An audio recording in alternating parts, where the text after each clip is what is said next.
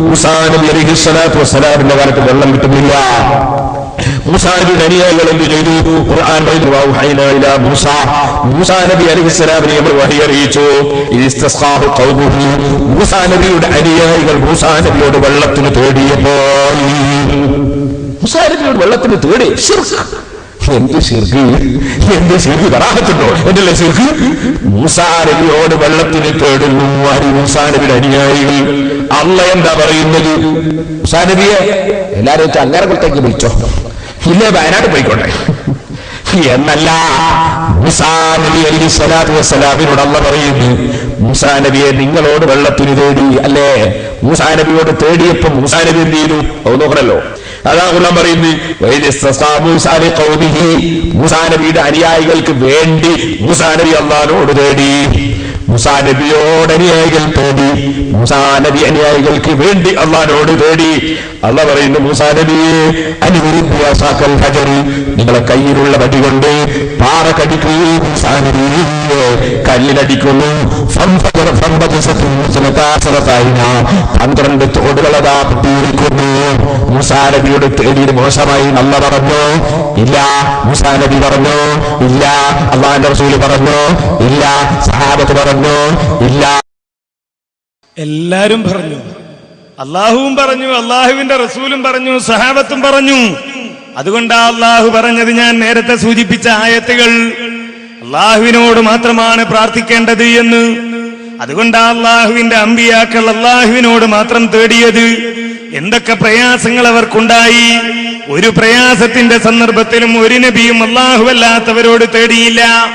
ഇനി മൂസാ നബി അലൈഹിസ്സലാമിനോട് തേടി എന്ന് പറയുന്നതോ, മൂസാ നബി അലൈഹിസ്സലാം നേതാവ് എന്ന നിലയിൽ, അല്ലാഹുവിന്റെ റസൂല് എന്ന നിലയിൽ ആ റസൂലിന്റെ അരികിൽ വന്ന് പറഞ്ഞിട്ടുണ്ട്.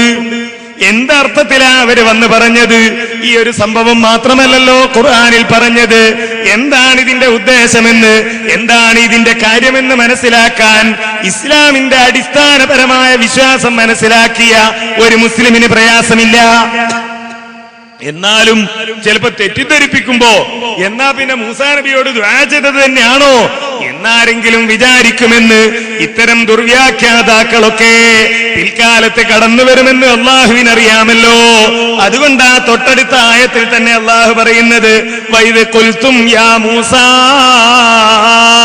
നിങ്ങൾ പറഞ്ഞ സന്ദർഭം എന്ത്? മൂസാ നബി അലൈഹിസ്സലാമിനെ വിളിച്ചുകൊണ്ട് പറയുകയാണ്, ലൻ നസ്ബിറ അലാ തആമിൻ വാഹിദിൻ ഫദ്ഉ ലനാ റബ്ബക യുഖ്രിജ് ലനാ മിമ്മാ തുംബിത്തുൽ അർളു മിൻ ബഖലിഹാ വഖിസ്സാഇഹാ വഫൂമിഹാ വഅദസിഹാ വബസലിഹാ. ഞങ്ങൾക്ക് ഈ ഭക്ഷണം പോരാ, ഞങ്ങൾക്ക് വേറെയും ഭക്ഷണങ്ങൾ വേണം. അതിനെന്താ ചെയ്യേണ്ടത്? ഫദ്ഉ ലനാ, മൂസ നിങ്ങൾ ഞങ്ങൾക്ക് വേണ്ടി അല്ലാഹുവിനോട് പ്രാർത്ഥിക്കണം.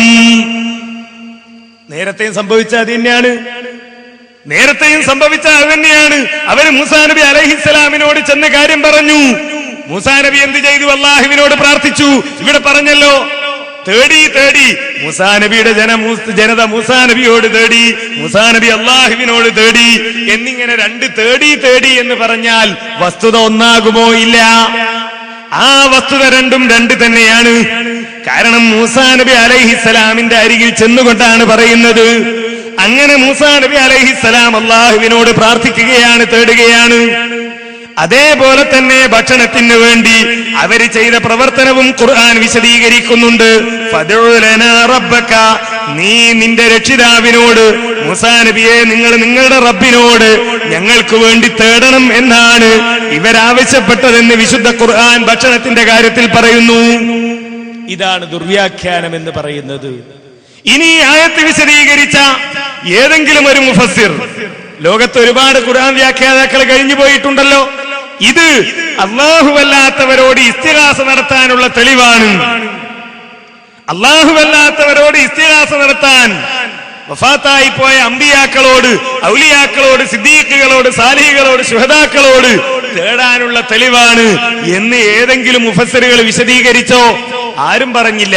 പിന്നെയോ സ്വന്തം അഭിപ്രായമാണ്. ഞാൻ നേരത്തെ പറഞ്ഞല്ലോ, പ്രമാണങ്ങളല്ല പിൻബലമായിട്ടുള്ളത്, സ്വന്തം അഭിപ്രായങ്ങൾ മാത്രമാണ്. പണ്ട് വിശുദ്ധ ഖുർആൻ പഠിക്കാൻ പാടില്ല, ഖുർആനിലെ ആയത്തുകൾക്ക് അർത്ഥം പറയാൻ പാടില്ല എന്നൊക്കെ വിശ്വസിക്കുകയും അത് പ്രചരിപ്പിക്കുകയും ചെയ്തിരുന്നവർ ഇപ്പൊ എന്താ പരിപാടി? ഖുർആന്റെ ഇൻഡെക്സ് എടുത്തു വെച്ചിട്ട് എവിടെയൊക്കെ നെസറാന്നുണ്ടോ, എവിടെയൊക്കെ അൻസാറുന്നുണ്ടോ, എവിടെയൊക്കെ ഇസ്തൻസറാന്നുണ്ടോ അതൊക്കെ ഈ തർക്കത്തിലിരിക്കുന്ന സുന്നികളും മുജാഹിദികളും തമ്മിൽ തർക്കത്തിലിരിക്കുന്ന ഇസ്തിഗാസയ്ക്ക് തെളിവായി ഉദ്ധരിക്കുന്ന അവസ്ഥ നോക്കൂ നിങ്ങൾ. മറ്റൊരു തെളിവ് ഈസാ നബി അലൈഹിസ്സലാം തേടി എന്ന് പറഞ്ഞു വിശദീകരിക്കുന്നത്. ഇനി നിങ്ങൾ ഈസാ നബി അലൈഹിസ്സലാമിന്റെ ചരിത്രം നോക്കൂ. ഈസാ നബിയെ യഹൂദികൾ കൊല്ലാൻ നോക്കുന്നു, ആരും രക്ഷിക്കാനില്ല, സന്നിഗ്ധഘട്ടമാണ്. എന്താ ഈസാ നബി ചെയ്ത തെറ്റ്? ഈസാ നബി തൗഹീദ് പ്രഖ്യാപിച്ചതാണ്. ഇന്നല്ലാഹ റബ്ബീ വ റബ്ബുക്കും, അല്ലാഹ് നിങ്ങളെയും എന്റെയും റബ്ബാണ് ജനങ്ങളെ, ഫഅബ്ദൂ, നിങ്ങൾ അല്ലാഹുവിനെ ആരാധിക്കണേ. ഹാദാ സിറാത്തുൽ മുസ്തഖീം, ഇത് നേരെ ചൊവ്വയുള്ള വഴിയാണ്. ഇതെന്ന് പറഞ്ഞപ്പോ യഹൂദികൾ ഈസാ നബി അലൈഹിസ്സലാമെ കൊല്ലാൻ നോക്കുകയാണ്. അവിശ്വാസികൾ ഈസാ നബി അലൈഹിസ്സലാത്തു വസ്സലാമിനെ വധിക്കാനുള്ള പരിപാടിയാണ്. ഈസാ നബി അലൈഹിസ്സലാത്തു വസ്സലാമിന് അത് ബോധ്യപ്പെടുകയാണ്, അത് അവരുടെ സത്യനിഷേധം ബോധ്യപ്പെടുകയാണ്. ഉടനെ ഈസാ നബി അലൈഹിസ്സലാം ഇസ്തിഗാസ ചെയ്യുകയാണ്. ഖാല മൻ അൻസാരി ഇലല്ലാഹ്, ഖാല മൻ അൻസാരി ഇലല്ലാഹ്. മുജാഹിദിന്റെ ചെറിയ മണ്ഡത്തിന്റെ പരിഭാഷ 93-ാം പേരൊന്ന് നോക്കൂ. ഈസാ നബി അലൈഹിസ്സലാമിന്റെ ഇസ്തിഗാസ കാണാം. അതാ എന്നിട്ട് ഈസാക്ക് അവരുടെ നിഷേധ സ്വഭാവം ബോധ്യപ്പെട്ടപ്പോൾ അദ്ദേഹം പറഞ്ഞു, അല്ലാഹുവിലേക്ക് എന്റെ സഹായികളായി ആരുണ്ട്? അല്ലാഹുവോട് സഹായം ചോദിച്ചു എന്നല്ല അവിടെ ഖുർആനിലുള്ളത്.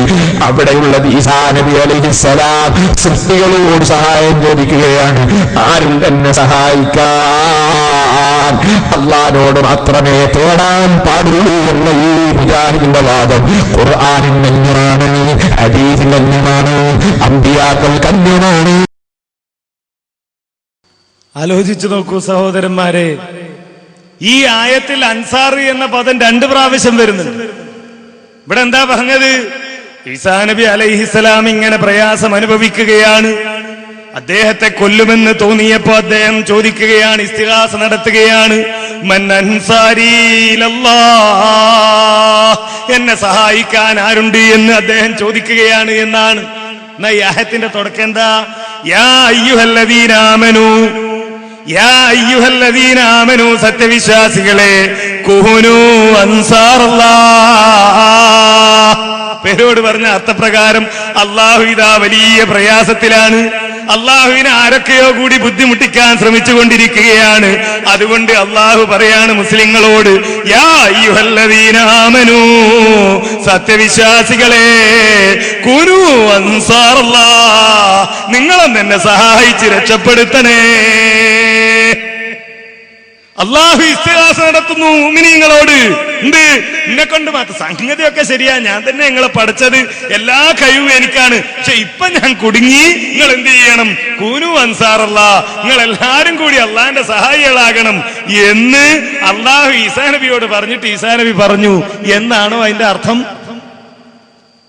അങ്ങനെ തന്നെ അർത്ഥം, മലയാളത്തിൽ അങ്ങനെയാ അർത്ഥം പറയുന്നത്, അള്ളാഹുവിന്റെ സഹായികളാവുക. മുജാഹിദിന്റെ പരിഭാഷയായാലും സുന്നിയുടെ പരിഭാഷയായാലും ഇത് എന്റെ കയ്യിലുള്ളത് അബ്ദുറഹ്മാൻ മഖ്ദൂമി പൊന്നാനിയുടെ പരിഭാഷയാണ്. AP വിഭാഗം സുന്നത്ത് ജമാഅത്തിന്റെ ആദർശത്തോട് 100% കൂറുപുലർത്തുന്ന പരിഭാഷ എന്ന് സർട്ടിഫിക്കറ്റ് നൽകിയ പരിഭാഷ. ഈ പരിഭാഷയിൽ എന്താ ഉള്ളത്? അള്ളാഹുവിന്റെ സഹായികളായി തീരുകയും വേണം, അള്ളാഹുവിന്റെ സഹായികളായി തീരുകയും വേണം. ദുർവ്യാഖ്യാനം ചെയ്താൽ എങ്ങനെയാ ദുർവ്യാഖ്യാനം ചെയ്യാ? അപ്പൊ അള്ളാഹിന്റെ സഹായികളല്ലെങ്കിലോ, അള്ളാഹിനെ നമ്മൾ സഹായിച്ചില്ലെങ്കിലോ? അള്ളാഹുവിനെ നമ്മൾ സഹായിച്ചില്ലെങ്കിൽ അള്ളാഹ് കുടുങ്ങിപ്പോവോ? നമ്മൾ എന്തിനാ അള്ളാഹുവിനെ സഹായിക്കുന്നത്? ആരുടെയും സഹായം ആവശ്യമില്ലാത്തവനല്ലേ റബ്ബ്. വഹുവൽ ഗനിയുൽ ഹമീദ്, എല്ലാറ്റിലും ധന്യനായവനല്ലേ അവൻ. ആരുടെയും സഹായം ആവശ്യമില്ലാത്ത, ആരെയും ആശ്രയിക്കേണ്ടവനില്ലാത്തവനല്ലേ റബ്ബ്. ആ റബ്ബിനെ സഹായിക്കണം എന്ന് പറഞ്ഞാൽ അതിന്റെ അർത്ഥം വിശ്വാസികളായി തീരണം എന്നല്ലേ, അവന്റെ മാർഗത്തിൽ ജീവിക്കണമെന്ന്, അവന്റെ മാർഗത്തിൽ പ്രവർത്തിക്കുന്നവരെ സഹായിക്കണമെന്നല്ലേ. അല്ലാതെ പ്രയാസത്തിന്റെ സന്ദർഭത്തിൽ അല്ലാഹു സഹായം തേടിയതല്ലോ. അതേപോലെ തന്നെ ഈസാ നബി അലൈഹിസ്സലാം സഹായം തേടിയതാരോട്? എന്തിനാ സഹായം ആവശ്യപ്പെട്ടത്? തന്റെ മുമ്പിൽ ജീവിച്ചിരിക്കുന്നവരോട് തന്നെ പിൻപറ്റാനാണ് ആവശ്യപ്പെടുന്നത്. തന്റെ മാർഗം പിൻപറ്റിക്കൊണ്ട് ഏതൊരാദർശത്തിലേക്ക് താൻ ക്ഷണിക്കുന്നുവോ ആ ആദർശം സ്വീകരിച്ചുകൊണ്ട് നിങ്ങൾ പിൻപറ്റണം എന്നാണ് ഈസാ നബി അലൈഹിസ്സലാം പറയുന്നത്. അല്ലാതെ ഈസാ നബി അലൈഹിസ്സലാം അല്ലാഹുവല്ലാത്തവരോട് സഹായം തേടിയതല്ല. 2 നബിമാരുടെ പേരിലാണ് കളവ്. മൂസാ നബി അലൈഹിസ്സലാമിനോട് അദ്ദേഹത്തിന്റെ സമൂഹം സഹായം തേടി ഇസ്തിഗാസ നടത്തിയെന്ന്, അതേപോലെ തന്നെ ഈസാ നബി അലൈഹിസ്സലാം തന്റെ സമൂഹത്തോട് ഇസ്തിഗാസ നടത്തിയെന്ന് 2 നബിമാരുടെ ചരിത്രം വിശുദ്ധ ഖുർആനിൽ നിന്നെടുത്ത് ആയത്തുകൾ ഓതി ദുർവ്യാഖ്യാനം ചെയ്യുകയാണ് സഹോദരന്മാരെ ചെയ്തത്. ഈ 2 ആയത്തുകൾക്ക് ഞാൻ പറഞ്ഞല്ലോ, എന്റെ മാത്രം വിശദീകരണമല്ല ഞാൻ പറഞ്ഞത്. അങ്ങനെയാണ് അതിന്റെ വിശദീകരണമെന്ന് സുന്നികൾ പോലും അംഗീകരിക്കുന്ന പരിഭാഷയിൽ നിന്ന് ഞാൻ നിങ്ങളെ ബോധ്യപ്പെടുത്തി. എന്നു മാത്രമല്ല, ലോകത്ത് ഒരു മുഫസ്സിറും ഈ പറഞ്ഞതുപോലെ ഇത് ഇസ്തിഗാസക്കുള്ള തെളിവാണെന്നോ അതുകൊണ്ട് ഇസ്തിഗാസ നടത്താമെന്നോ മരണപ്പെട്ടുപോയ മഹാന്മാരോട് ഇസ്തിഗാസ നടത്തുവാനുള്ള ഇന്ന് സുന്നികളും മുജാഹിദുകളും തമ്മിൽ തർക്കത്തിലിരിക്കുന്ന ജീവിച്ചിരിക്കുന്നവരാകട്ടെ മരിച്ചുപോയവരാകട്ടെ പ്രാർത്ഥനയുടെ അർത്ഥത്തിലുള്ള ഇസ്തിഗാസ പ്രാർത്ഥന നടത്തുന്ന നമ്മളത് വിശദീകരിക്കാറുണ്ട്. ഞാൻ ആദ്യം സൂചിപ്പിക്കുകയും ചെയ്തു. ആ ഇസ്തിഗാസ നടത്തുന്നതാണ് തർക്കം. അല്ലാതെ ഒരാൾ കിണറ്റിൽ വീഴുമ്പോ അതിനടുത്തുള്ള ഒരാളെ വിളിച്ച് ഒരു മൊയ്തീൻ അടുത്തുണ്ട് എന്ന് വിചാരിക്കുക, അയാളെ വിളിച്ച് മൊയ്തീനെ ഞാനിതാ കിണറ്റിൽ വീണിരിക്കുന്നു എന്ന് പറയൽ. അതല്ലെങ്കിൽ ഒരാൾ അയാളുടെ വീട്ടിലേക്ക് പോവുകയാണ്, മഴയുള്ള സമയമാണ്, അയാളുടെ അയൽവാസി ഒരു മൊഹീദ്ദീനാണ്. പെട്ടെന്ന് അയാൾ മഴയത്ത് റോഡിൽ വീണു, എഴുന്നേൽക്കാൻ കഴിയുന്നില്ല. അയാൾ എന്ത് ചെയ്യും? ഉറക്കെ വിളിക്കും, മൊഹീദ്ദീനെ, മൊഹീദ്ദീനെ, ഒന്ന് ഓടിവാ, ഒന്നെന്നെ സഹായിക്ക്, ഒന്നെന്നെ രക്ഷിക്ക് എന്ന് പറയും.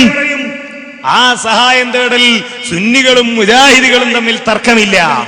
നേരെ മറിച്ച് ആ വീഴ്ചയിൽ മുഹീദ്ദീൻ ശേഖയെ സഹായിക്കണേ എന്നാണ് പറയുന്നതെങ്കിലോ വിഷയം മാറി. എല്ലാവർക്കും അറിയാം. അവിടെ വെച്ച് ബദരീങ്ങളെ സഹായിക്കണേ എന്നാണ് പറയുന്നതെങ്കിലോ വിഷയം മാറി. എല്ലാവർക്കും അറിയാം. അതാണ് സുന്നികളും മുജാഹിദുകളും തമ്മിൽ തർക്കത്തിലുള്ളത്. രോഗം മാറാൻ വേണ്ടി ഡോക്ടർമാരുടെ അരികിൽ പോകാറുണ്ട്, മുസ്ലിങ്ങളായ ഡോക്ടറുടെ അരികിൽ പോകാറുണ്ട്, അമുസ്ലിങ്ങളായ ഡോക്ടർമാരുടെ അരികിൽ പോകാറുണ്ട്, ദൈവനിഷേധികളായ ഡോക്ടർമാരുടെ അരികിൽ പോകാറുണ്ട്. ഭൗതികമായ പല ആവശ്യങ്ങൾക്ക് വേണ്ടി അങ്ങനെ പലരുടെ അരികിലും പോകാറുണ്ട്, സഹായം തേടാറുണ്ട്. അതല്ല സുന്നികളും മുജാഹിദുകളും തമ്മിലുള്ള തർക്കം.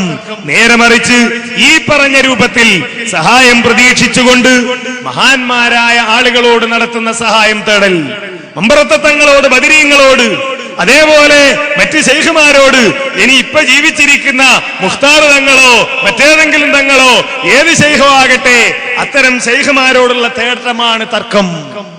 എന്താ ഈ തർക്കം വരാനുള്ള കാരണം? ഈ തർക്കം അതിൽ നിന്ന് മാത്രം തുടങ്ങിയതല്ല. ഇങ്ങനെ ഒരു തർക്കമുണ്ടാകാനുള്ള അടിസ്ഥാനപരമായ കാരണം എന്താണ്? ഒരു വിശ്വാസത്തിൽ പിഴവ് സംഭവിച്ചു, ഞാൻ പറഞ്ഞു. ആരാധന എന്താണ് എന്ന് മനസ്സിലാക്കുന്നതിലുള്ള അബദ്ധം. മറ്റൊരബദ്ധം എന്താണ്? അള്ളാഹുവിനെ മനസ്സിലാക്കുന്നതിൽ സംഭവിച്ച അബദ്ധമാണ്. ഈ വാണിമേൽ പ്രദേശത്ത് നിന്ന് ഒരാൾ മുഹീദ്ദീൻ ശേഖയെ കാക്കണേ എന്ന് പറയുമ്പോ, ബദരീങ്ങളെ രക്ഷിക്കണേ എന്ന് പറയുമ്പോ, അതല്ലെങ്കിൽ മടവൂര് വലിയ CM വലിയ എന്ന് പറയുമ്പോ അയാളുടെ മനസ്സിൽ വിചാരിക്കുന്ന മനസ്സിലാക്കുന്നത് എന്താ? അയാള് ഞാൻ ഈ പറയുന്നത്, വിളിക്കുന്നത്, ഞാൻ ഈ തേടുന്നത് മുഹീദ്ദീൻ ശൈഖ് കേൾക്കുന്നു, അറിയുന്നു എന്നാ. മുഹീദ്ദീൻ ശൈഖ് ഞാനീ പറയുന്നത് കേൾക്കുന്നു, അറിയുന്നു. അങ്ങനെ കേൾക്കാനും അറിയാനുമുള്ള കഴിവ് അല്ലാഹു സുബ്ഹാനഹു വ തആല ആർക്കെങ്കിലും നൽകിയതായി അവൻ പരിചയപ്പെടുത്തിയിട്ടില്ല. നിങ്ങളുടെ പ്രാർത്ഥന കേൾക്കുവാനും ആ പ്രാർത്ഥനകൾക്ക് ഉത്തരം നൽകുവാനും ഞാനിതാ അംബിയാഇന് ഔലിയാഇന് കഴിവ് നൽകിയിട്ടുണ്ട് എന്ന് അല്ലാഹു സുബ്ഹാനഹു വ തആല പറഞ്ഞിട്ടില്ല. സാധാരണയായി പറയാറുണ്ടല്ലോ, രോഗം മാറാൻ കുറെ കാരണങ്ങളുണ്ട്, അതിലൊരു കാരണമാണ് ഡോക്ടറുടെ അരികിൽ പോകൽ, അതിലൊരു കാരണമാണ് ചികിത്സ തേടുക എന്ന് പറയുന്നത്. ഇങ്ങനെ ഒരുപാട് കാരണങ്ങൾ രോഗം മാറാനുണ്ട്. അതിൽ ഒരു കാരണമാണ് അമ്പിയാക്കളോട് തേടൽ, ഔലിയാക്കളോട് തേടൽ. എന്ന് പറയാറുണ്ട്. എന്നാൽ മറ്റേ കാരണം നിശ്ചയിച്ചു തന്നത്, ഭൗതികമായ കാരണം നിശ്ചയിച്ചത് അള്ളാഹുവാണ്, അള്ളാഹുവിന്റെ റസൂലാണ്. അങ്ങനെ ചികിത്സ തേടിയിട്ടുണ്ട്. എന്നാൽ നബി സല്ലല്ലാഹു അലൈഹി വസല്ലം മരണപ്പെട്ടുപോയ മറ്റേതെങ്കിലും നബിയോട്, അതല്ലെങ്കിൽ ഏതെങ്കിലും വലിയനോട്, സിദ്ദീഖിനോട്, ഷഹീദിനോട് സഹായം തേടിയിട്ടില്ല. അവിടെയാ രണ്ടും വേർതിരിയുന്നത്. അവര് കേൾക്കുമെന്ന് പറഞ്ഞിട്ടില്ല. മറിച്ച് ഖുർആൻ എന്താ പറഞ്ഞത്? കേൾക്കില്ല, ഉത്തരം ചെയ്യില്ല. ഞാൻ നേരത്തെ ഓതി കേൾപ്പിച്ചു ആയത്ത്. ആ ആയത്തിന് ഇമാം റാസി നൽകിയ വിശദീകരണവും. എന്നാൽ ഇപ്പോഴും നമ്മുടെ നാട്ടിലുള്ള ആളുകൾ വിശ്വസിക്കുന്നത് എന്താണ്? CM സ്മരണിക എന്ന പേരിൽ സമസ്ത കേരള സുന്നി യുവജന സംഘം സ്റ്റേറ്റ് കമ്മിറ്റി പുറത്തിറക്കിയ ഒരു പുസ്തകം, ഒരു സപ്ലിമെന്റ്. ആ സപ്ലിമെന്റിൽ എന്താ പറയുന്നത്? ഇഷ്ടദാസന്റെ കണ്ണും കാതും കയ്യും കാലും ഞാനാകുമെന്ന് അള്ളാഹു ഖുദ്സിയായ ഹദീസിലൂടെ പറഞ്ഞത് നാം നേരത്തെ മനസ്സിലാക്കിയിട്ടുണ്ട്. അള്ളാഹു കേൾക്കുന്നത് പോലെ കേൾക്കുകയും, സഹോദരന്മാരെ ശരിക്കും മനസ്സിലാക്കണം, മുജാഹിദുകളെ കുറിച്ച് ആരെങ്കിലും വന്ന് തെറ്റിദ്ധരിപ്പിക്കുമ്പോ, മുജാഹിദ് പ്രസ്ഥാനത്തിൽ നിന്ന് ആശയ വ്യതിയാനം വന്ന് തെറ്റിപ്പോയ ആളുകൾ പിടിച്ചു നിൽക്കാൻ വേണ്ടി പറയുന്ന ഏതെങ്കിലും ദുരാരോപണങ്ങൾ ഉന്നയിച്ചുകൊണ്ട്, അത്തരം ചില ദൃശ്യങ്ങളെ കാണിച്ചുകൊണ്ട് മുജാഹിദ് പ്രസ്ഥാനത്തെ തെറ്റിദ്ധരിപ്പിക്കാൻ വേണ്ടി ആരെങ്കിലും ശ്രമിക്കുമ്പോ അത് കേട്ട് ശരിയാണെന്ന് വിശ്വസിച്ചു പോയാൽ നഷ്ടപ്പെടുന്നത് നമ്മുടെ പരലോകമാണെന്ന് മനസ്സിലാക്കണം. എവിടെയാ ശിർക്ക് വരുന്നതെന്നറിയുമോ? നേരത്തെ പരിഹസിച്ചില്ലേ ശിർക്ക് എന്ന് പറഞ്ഞുകൊണ്ട്, ശിർക്കല്ല കറാഹത്ത് പോലുമില്ല എന്ന് പറഞ്ഞല്ലോ. ആ ശിർക്ക് എങ്ങനെയാ വരുന്നതെന്നറിയുമോ? ആ ശിർക്ക് വരുന്ന വഴിയാണ് ഇവിടെ രേഖപ്പെടുത്തിയത്. എന്താ ഈ ലേഖനത്തിൽ പറയുന്നത്? അള്ളാഹു കേൾക്കുന്നത് പോലെ കേൾക്കുകയും കാണുകയും പ്രവർത്തിക്കുകയും ചെയ്യുക എന്നാണ് ഇതിന്റെ വിവക്ഷയെന്ന് പണ്ഡിതന്മാർ വിവരിച്ചിട്ടുണ്ട്. അഥവാ അള്ളാഹുവിന്റെ ഒരു ഇഷ്ടദാസനായി കഴിഞ്ഞാൽ അള്ളാഹു കാണുന്നത് പോലെ കാണാൻ കഴിയും, അള്ളാഹു കേൾക്കുന്നത് പോലെ കേൾക്കാൻ കഴിയും, അള്ളാഹു അറിയുന്നത് പോലെ അറിയാൻ കഴിയും. അള്ളാഹു കാണുന്നത് പോലെ കാണാനും, കേൾക്കുന്നത് പോലെ കേൾക്കാനും, അറിയുന്നത് പോലെ അറിയാനും കഴിയും എന്നാണ് ഈ ലേഖനത്തിൽ എഴുതിയത്. അതേപോലെ തന്നെ ജീലാൻ സപ്ലിമെന്റ്, ഷെയ്ഖ് ജീലാനിയുടെ പേരിലുള്ള ഷെയ്ഖ് ജീലാൻ സപ്ലിമെന്റ് എന്ന പുസ്തകത്തിലും ഇതേ കാര്യം തന്നെ പറയുന്നത് കാണാം. അതിന്റെ ഉദ്ദേശം അള്ളാഹു കേൾക്കുന്നത് പോലെ സ്ഥല ശബ്ദ വ്യത്യാസമെന്നേ കേൾക്കാൻ സാധിക്കുമെന്നതാണ്. ഈ മഹാന്മാർക്ക്, ഔലിയാക്കന്മാർക്ക് അള്ളാഹു കാണുന്നത് പോലെ സ്ഥലകാല വ്യത്യാസമെന്നേ കാണാൻ കഴിയും എന്നാണ് ഈ ഹദീസ് പഠിപ്പിക്കുന്നത് എന്ന് ഈ പുസ്തകങ്ങളിലൊക്കെ പ്രചരിപ്പിക്കുന്നു. അത് സാധാരണക്കാരെ വിശ്വസിപ്പിക്കാൻ ശ്രമിക്കുന്നു. സഹോദരന്മാരെ, ആലോചിച്ചു നോക്കുക. വിശുദ്ധ ഖുർആൻ പറഞ്ഞ രംഗങ്ങളില്ലേ? ഒന്ന്, യാക്കൂബ് നബി അലൈഹിസ്സലാത്തു വസ്സലാം, അദ്ദേഹത്തിന്റെ മക്കളതാ മറ്റൊരു മകനായ യൂസുഫ് അലൈഹിസ്സലാമിനെയും കൂട്ടി അന്ന് നബിയായിട്ടില്ല. യൂസുഫിനെയും കൂട്ടി ആടുമേക്കാൻ വേണ്ടി പോകുന്നു. അവരുടെ മനസ്സിൽ ദുരുദ്ദേശമുണ്ട്. യാക്കൂബ് നബി അലൈഹിസ്സലാം മഹാനാണല്ലോ, അള്ളാഹുവിന്റെ ഇഷ്ടദാസനല്ലേ.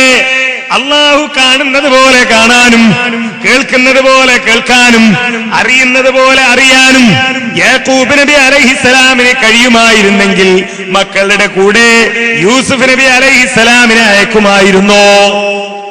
മക്കള് രാത്രിയിൽ തിരിച്ചു വന്ന് പറയുന്നു, പിതാവേ, യൂസുഫിനെ ചെന്നായ പിടിച്ചുപോയി എന്ന് പറയുമ്പോ യാക്കൂബ് നബി അലൈഹിസ്സലാം മഹാനല്ലേ. അള്ളാഹു കാണുന്നത് പോലെ കാണാനും, കേൾക്കുന്നത് പോലെ കേൾക്കാനും, ഉത്തരം ചെയ്യുന്നത് പോലെ ഉത്തരം ചെയ്യാനും കഴിയുമെങ്കിൽ യാക്കൂബ് നബി അലൈഹിസ്സലാം എന്താ പറയേണ്ടത്? നിങ്ങൾ പറയുന്നത് നുണയാണെന്ന് എനിക്കറിയാം. യൂസുഫ് അതാ കിണറ്റിലുണ്ട്, അത് ഞാൻ അറിയുന്നുണ്ട്. ഞാൻ അവനെ പോയി എടുത്തു വരട്ടെ, എന്നിട്ട് ബാക്കി നിങ്ങളോട് പിന്നെ പറയാം എന്ന് പറഞ്ഞോ യാക്കൂബ് നബി? സ്വന്തം മകൻ അടിമച്ചന്തയിൽ വിൽപ്പന ചരക്കാക്കി വെച്ചിരിക്കുന്നു എന്നറിഞ്ഞപ്പോ യാക്കൂബ് നബി അലൈഹിസ്സലാം പോയി തന്റെ മകനെ കൂട്ടിക്കൊണ്ടുവന്നു. അള്ളാഹ് കാണും പോലെ കാണാനും, അള്ളാഹു കേൾക്കും പോലെ കേൾക്കാനും, അള്ളാഹു അറിയും പോലെ അറിയാനും യാക്കൂബ് നബി അലൈഹിസ്സലാമിന് കഴിഞ്ഞോ? അങ്ങനെ വിശ്വസിച്ചാൽ ഇസ്ലാമിന്റെ പല കാര്യങ്ങളും തകർന്നു പോകും. ഞാൻ സാധാരണ പറയാറുള്ള ഒരു കാര്യമുണ്ട്, ഈ വിശ്വാസം സുന്നികൾക്ക് തന്നെ ഇല്ലാത്ത ഒരു ദിവസമുണ്ട് കൊല്ലത്തിൽ. എല്ലാ സുന്നികളും കൊല്ലത്തിൽ ഒരു ദിവസം മുജാഹിദാവും അർത്ഥം. മരിച്ചുപോയ മഹാന്മാരോട് തേടുന്ന എല്ലാ സുന്നിയും വിശ്വസിക്കുന്നത് എന്താണ്? നമ്മൾ പ്രാർത്ഥിക്കുന്നത് മഹാന്മാര് കേൾക്കും അറിയും, അവർക്ക് അള്ളാഹുവിനെ പോലെ കാണാനും കേൾക്കാനും അറിയാനും കഴിവുണ്ട് എന്നാണ്.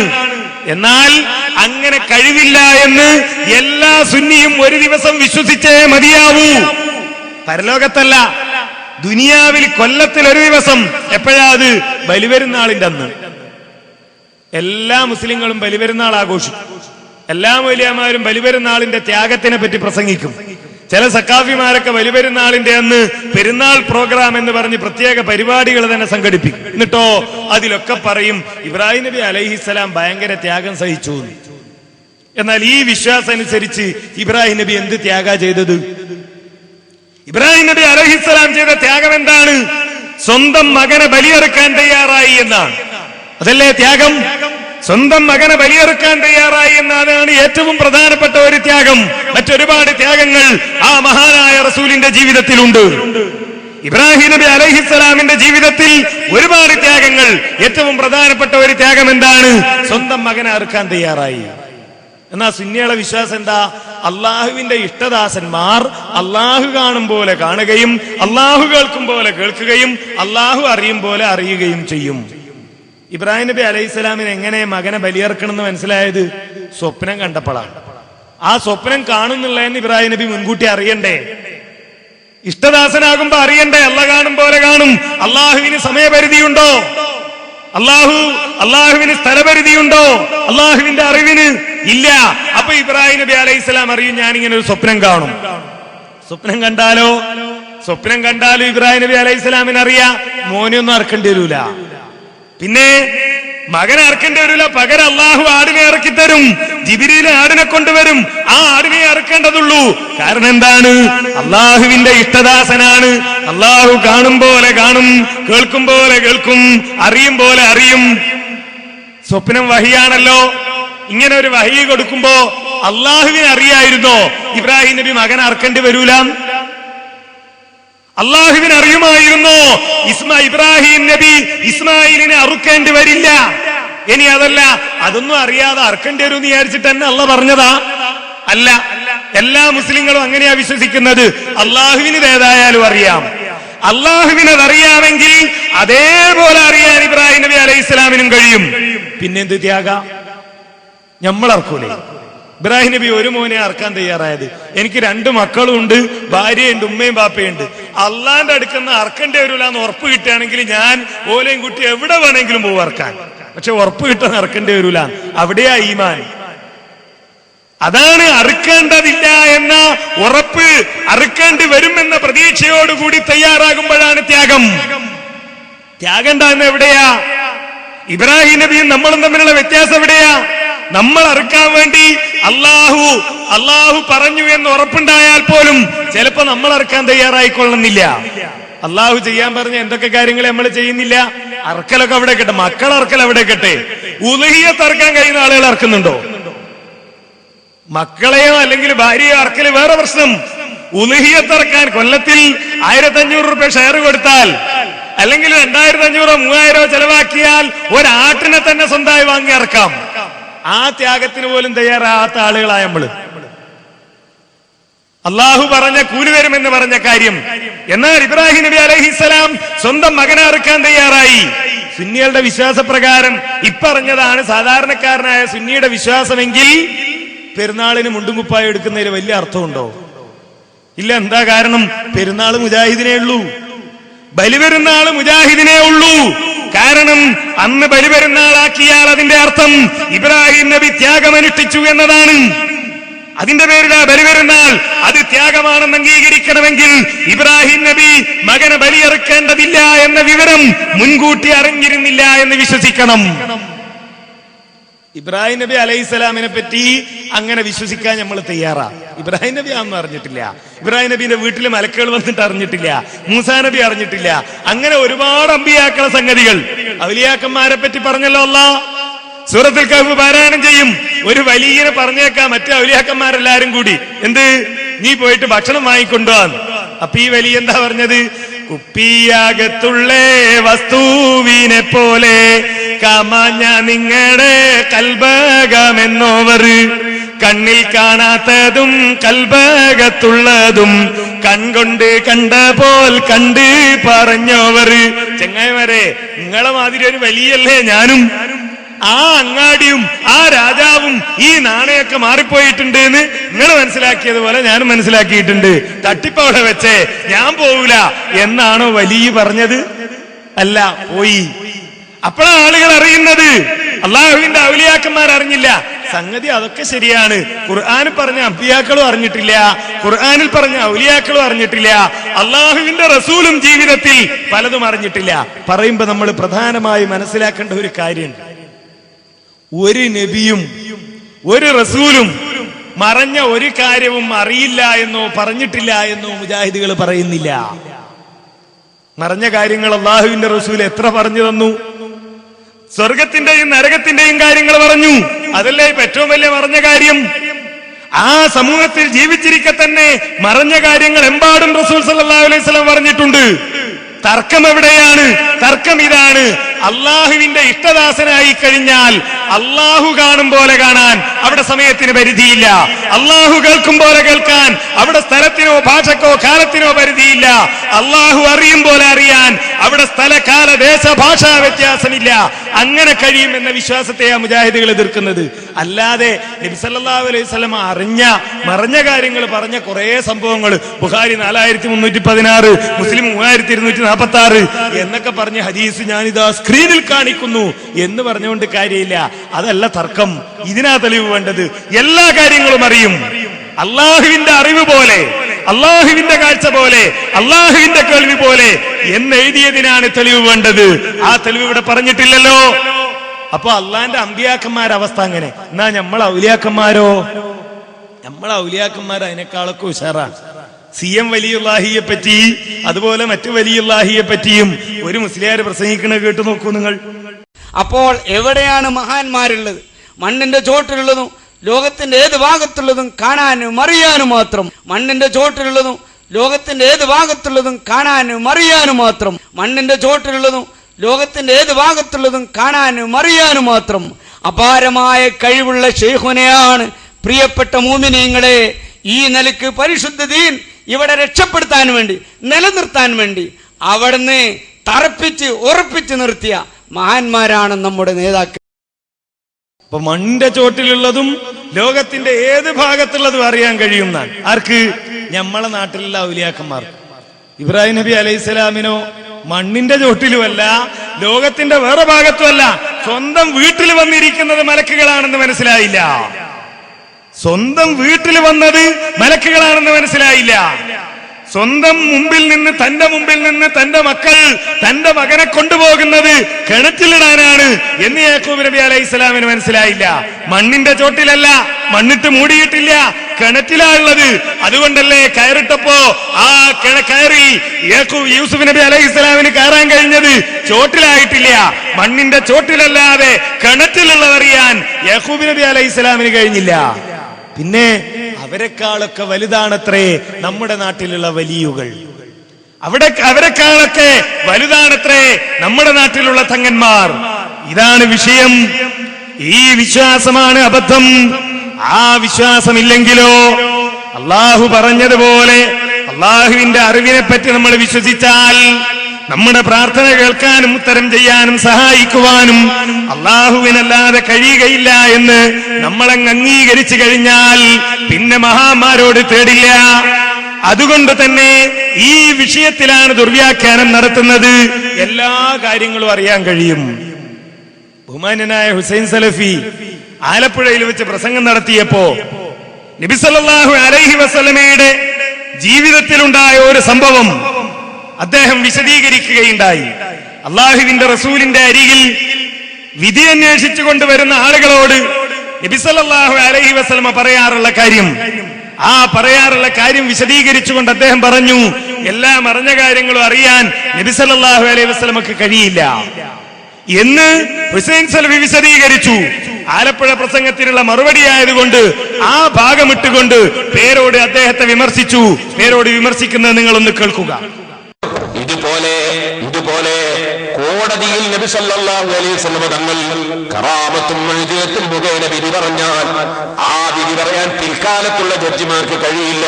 അതുകൊണ്ട് കോടതിയിൽ ജനങ്ങൾക്ക് മാതൃകയാകാൻ വേണ്ടി, ജഡ്ജിമാർക്ക് മാതൃകയാകാൻ വേണ്ടി അവിടെ മുഅ്ജിസത്ത് പ്രകടിപ്പിക്കുന്ന രംഗമല്ല, കറാമത്ത് പ്രകടിപ്പിക്കുന്ന രംഗമല്ല, അവിടെ അതാ സാക്ഷി വിസ്താരം നടത്തി വിധി പറയുന്ന രംഗമാണ്. അതുകൊണ്ടാണ് ഇക്കാര്യം പറഞ്ഞത്. അതുകൊണ്ടാണ് ഹദീസിൽ ഒരിക്കലും പറഞ്ഞിട്ടില്ല. സലഫി പറഞ്ഞ വാചകം ഹദീസിലില്ല. സലഫി പറഞ്ഞത് എനിക്ക് അത്രയല്ലേ കഴിയൂന്ന് നബി പറഞ്ഞുവെന്നാണ്. അത് പച്ചക്കള്ളം റസൂലുള്ളാഹിന്റെ പേരിൽ വെച്ച് കെട്ടിയതാണ്. ഹദീസിലുള്ളത് ഞാൻ വായിക്കാം. ഇന്നമാ അന ബശറുൻ, ഞാൻ മനുഷ്യൻ മാത്രമാണ്, മലക്കല്ല, ജിന്നല്ല, ദൈവമല്ല, ദൈവപുത്രനല്ല, ഞാൻ മനുഷ്യൻ മാത്രമാണ്. എന്തുകൊണ്ടാണ് ഇത് പറയാൻ കാരണം? മനുഷ്യന്മാർക്ക് വിധി പറയാനാ ഞാൻ കോടതിയിൽ ഇരിക്കുന്നത്, മനുഷ്യന്മാർക്ക് മാതൃകയാകാനാ ഞാൻ കോടതിയിൽ ഇരിക്കുന്നത്. അതുകൊണ്ട് ഞാൻ മലക്കല്ല, ഞാൻ ജിന്നല്ല, മനുഷ്യൻ മാത്രമാണ്. വൈന്നക്കും തഖ്തസിമൂന ഇലയ്യ, നിങ്ങൾ പലരും എന്നോട് തർക്കം എന്ന് പറയും, പലരും വാദിയും പ്രതിയുമാകും. വലഅല്ല ബാലക്കും മയ്യകൂന അൽഹന ബിഹുജ്ജത്തിൻ മിൻ ബാദിൻ, ചിലർ അവരുടേതായ തെളിവ് സമർത്ഥിക്കുന്നതിൽ, തെളിവ് സമർത്ഥിക്കുന്നതിൽ വലിയ യോഗ്യന്മാരും വളരെ സാമർഥ്യമുള്ളവരുമായിരിക്കും.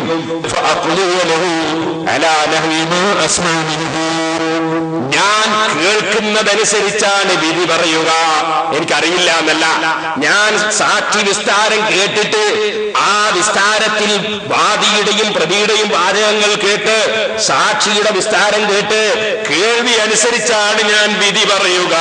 മുഅ്ജിസത്ത് മുഖേനയല്ല വിധി പറയുക, കറാമത്ത് മുഖേനയല്ല വിധി പറയുക. മുഅ്ജിസത്ത് മുഖേനയാണ് മനസ്സിന്റെ ഉള്ളിലെ കാഴ്ച, അതനുസരിച്ചല്ല ഞാൻ വിധി പറയുക. ഞാൻ ഈ സാക്ഷി വിസ്താരം കേട്ടിട്ടും വാദിയുടെയും പ്രതിയുടെയും വാദം കേട്ടിട്ടും അതിന്റെ അടിസ്ഥാനത്തിലാണ് വിധി പറയുക. ഫമൻ ഖളൈതു ലഹു ബിശൈഇൻ മിൻ ഹഖ്ഖി അഖീഹി, അപ്പോൾ ഏതെങ്കിലും ഒരാൾക്ക് അദ്ദേഹത്തിന്റെ സഹോദരന്റെ എന്തെങ്കിലും ഒരു അവകാശം ഞാൻ വിധിച്ചു തന്നിട്ടുണ്ടെങ്കിൽ, ഞാൻ വിധിക്കുന്നത് എങ്ങനെയാണ്? ഞാൻ മുഅ്ജിസത്ത് മുഖേന മനസ്സുവായിട്ടിട്ട് വിധിക്കുന്ന ഏർപ്പാട് എനിക്കില്ല. കഴിയാഞ്ഞിട്ടല്ല, കഴിയുമെന്ന് നേരത്തെ നമ്മൾ തെളിയിച്ചിട്ടുണ്ട്. കഴിയാഞ്ഞിട്ടല്ല, എനിക്ക് വിധി പറയുമ്പോൾ എന്റെ സമീപനം അങ്ങനെയല്ല. സാക്ഷി വിസ്താരം കേട്ട് വാദിയുടെയും പ്രതിയുടെയും വാദം കേട്ട് കേൾവിയുടെ അടിസ്ഥാനത്തിലാണ് ഞാൻ വിധി പറയുക. അതുകൊണ്ട് വല്ലവന്റെയും അവകാശം ആർക്കെങ്കിലും ഞാൻ വിധിച്ചു തന്നിട്ടുണ്ടെങ്കിൽ ഫലാ യഖുദന്നഹു, അതവൻ സ്വീകരിക്കണ്ട. ഫൈന്നമാ അഖ്തൈറു ഖുത്അതൻ മിനന്നാർ, ഒരു തീ കഷ്ണമാണ് ഞാൻ മുറിച്ചു കൊടുത്തതെന്ന് അവൻ മനസ്സിലാക്കിയിരിക്കണം. ഇതാണ് ഹദീസിലുള്ളത്. കേട്ടല്ലോ നിങ്ങൾ ഹദീസ് അദ്ദേഹം വിശദീകരിച്ചത്. നബി സല്ലല്ലാഹു അലൈഹി വസല്ലമയുടെ അരികിലേക്ക് വിധി തേടി വരുന്ന ആളുകളോട് അള്ളാഹുവിന്റെ റസൂല് പറയുന്ന കാര്യമാണ്, ഞാൻ സാക്ഷി വിസ്താരത്തിന്റെ അടിസ്ഥാനത്തിലാണ് വിധി പറയുന്നത്, നിങ്ങളുടെ സാക്ഷിമൊഴികളുടെ അടിസ്ഥാനത്തിലാണ് ഞാൻ വിധി പറയുന്നത്. അതിനാൽ ആരെങ്കിലും അന്യായമായി വല്ലതും നേടിയെടുത്താൽ അവൻ നരകത്തിൽ നിന്നൊരു കഷ്ണമാണ് വാങ്ങുന്നത് എന്ന് അള്ളാഹുവിന്റെ റസൂൽ സല്ലല്ലാഹു അലൈഹി വസല്ലമ പറയുന്നത്. അത് കാര്യങ്ങളൊക്കെ അറിഞ്ഞിട്ടാണ്. അള്ളാഹുവിന്റെ റസൂലിനറിയാം ആരുടെ ഭാഗത്താണ് നീതി എന്ന്, ആരുടെ ഭാഗത്താണ് ന്യായമെന്നറിയാം. പക്ഷേ അത് മുഅ്ജിസത്ത് കൊണ്ട് അറിയുന്നതാണ്. അതുകൊണ്ട് വിധിക്കാൻ പാടില്ല. അറിയാത്തത് കൊണ്ടല്ല, അറിയാൻ കഴിയാത്തത് കൊണ്ടല്ല, അത് അറിഞ്ഞിട്ടും അള്ളാഹുവിന്റെ റസൂല് സാക്ഷിമൊഴി അനുസരിച്ച് വിധിക്കുന്നു എന്നല്ലേ സഹോദരന്മാരെ പറഞ്ഞത്? എന്താ അതിന്റെ അർത്ഥം? അള്ളാഹിന്റെ റസൂല് നീതി ആരുടെ ഭാഗത്താണ് എന്നറിഞ്ഞാലും ചിലപ്പോ അന്യായം വിധിക്കും. അള്ളാഹിന്റെ റസൂലിന് അറിയാം മുഅ്ജിസത്ത് വഴി ആരുടെ ഭാഗത്താ നീതി, ആരുടെ ഭാഗത്താ ന്യായമെന്ന്. പക്ഷേ അത് അള്ളാഹുവിന്റെ റസൂല് പറയില്ല. ആ നീതിയും ന്യായവും അള്ളാഹുവിന്റെ റസൂല് നടപ്പിലാക്കില്ല. മറിച്ച് അള്ളാഹുവിന്റെ റസൂല് ഏതോ ഒരാൾ പറയുന്ന വാക്ക് കേട്ട് അന്യായത്തിന് കൂട്ടുനിൽക്കുമെന്ന് ഇമാം ബുഖാരിയും മുസ്ലിമും ഉദ്ധരിച്ച ഹദീസ് അതിനെ തെറ്റായ നിലയ്ക്ക് വ്യാഖ്യാനിച്ചുകൊണ്ട് ഈ പണ്ഡിതൻ പ്രസംഗിച്ചതല്ലേ സഹോദരന്മാരെ നിങ്ങൾ കേട്ടത്? എന്നിട്ടും അതാ അദ്ദേഹം ചാരിത്ര പ്രസംഗം നടത്തുന്നു. മുജാഹിദുകൾ അള്ളാഹുവിന്റെ റസൂലിനെ സ്നേഹിക്കാത്തവരാണ്.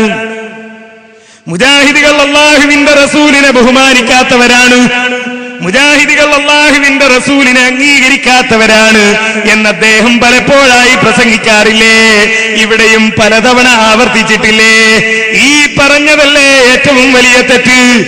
അല്ലാഹുവിന്റെ റസൂല് ന്യായമറിഞ്ഞാലും ശരി ആരുടെ ഭാഗത്താണ് എന്ന് മനസ്സിലാക്കിയാലും ആർക്ക് അനുകൂലമായിട്ടാണ് വിധിക്കേണ്ടതെന്നറിഞ്ഞാലും നരകത്തിന്റെ കഷണം മറ്റൊരാൾക്ക് കൊടുക്കുമെന്നല്ലേ ഈ പറഞ്ഞത്?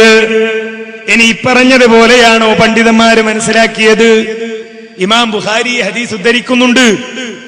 ഒരു ഹദീസ് ഏതെങ്കിലും ഒരു കിതാബ് കാണുമ്പോ അങ്ങനെ മാത്രമേ ഹദീസുള്ളൂ എന്ന് വിചാരിക്കുന്നതാണ് അബദ്ധം. മുജാഹിദികളെ കുറ്റം പറയുന്നുണ്ട്, ബുഖാരി ഓതാത്ത, മുസ്ലിം ഓതാത്ത, അതാ ഇവർക്ക് പറ്റിയ കുഴപ്പം എന്നാണ്. ബുഖാരിയിലെ ഹദീസ് ഇദ്ദേഹം കണ്ടിട്ടുണ്ടോ? കണ്ടിട്ടുണ്ടെങ്കിൽ ഇങ്ങനെ പറയില്ല. കാരണം ബുഖാരിയിലെ ഹദീസ് എന്താ?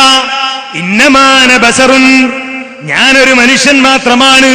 വഇന്നഹു യഅതീനിൽ ഖസ്മു ഫലഅല്ല ബഅലുകും അൻ യകൂന അബ്ലാ മിൻ ബഅലിൻ. എന്റെ അടുക്കൽ തർക്കമായിട്ട് നിങ്ങൾ വരും. അങ്ങനെ വരുമ്പോ ചിലരെക്കാൾ വേറെ ചിലരായിരിക്കും നന്നായി അവരുടെ കാര്യങ്ങൾ സമർത്ഥിക്കാൻ കഴിയുന്നവർ.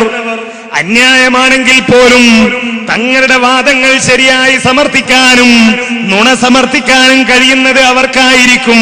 എന്നിട്ട് അല്ലാഹുവിന്റെ റസൂല് പറയുകയാണ്, ഫഅഹ്സിബു അന്നഹു സിദ്ഖുൻ, ഫഅഹ്സിബു അന്നഹു സിദ്ഖുൻ.